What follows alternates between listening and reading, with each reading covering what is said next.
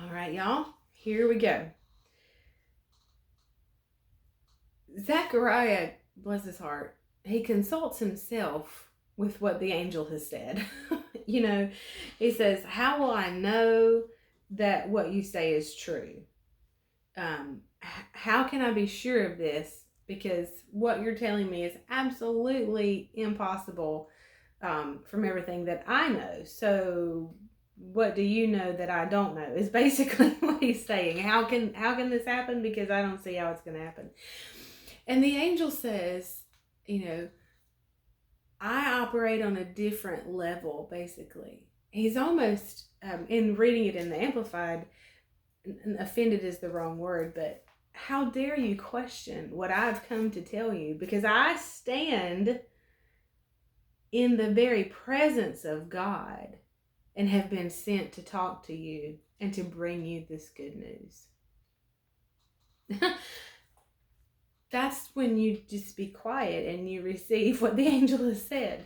But Mary, after hearing the words of the angel, consults with Elizabeth. And so when reading Matthew 7 verse 6, we're gonna just tie all kinds of things here. It says, "Do not give that which is holy, the sacred thing, to the dogs, and do not throw your pearls before the hogs, lest they trample upon them with their feet and turn and tear you into pieces." So, just some basic things. We know that the dogs were lesser than, and for the Jewish people, hogs were unclean.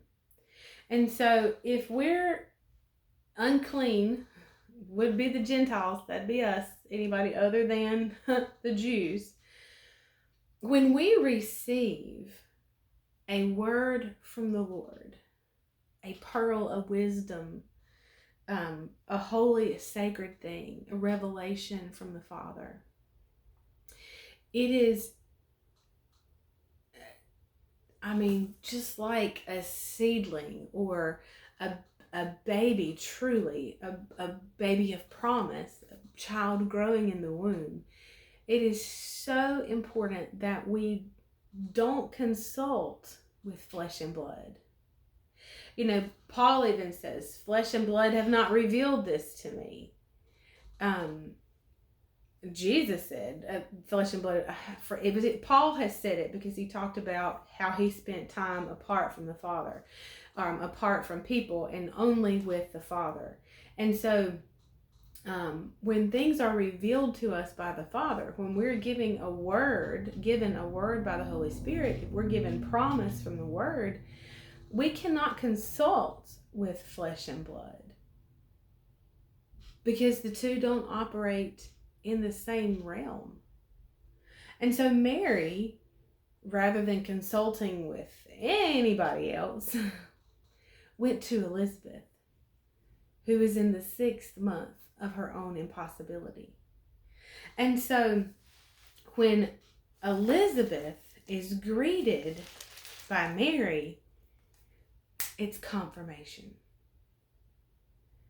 And see, what happens, you may have experienced this, I don't know.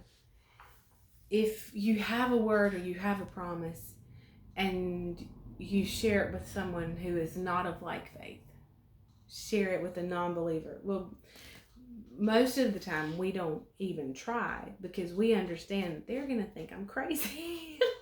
This is not going to make any sense to them.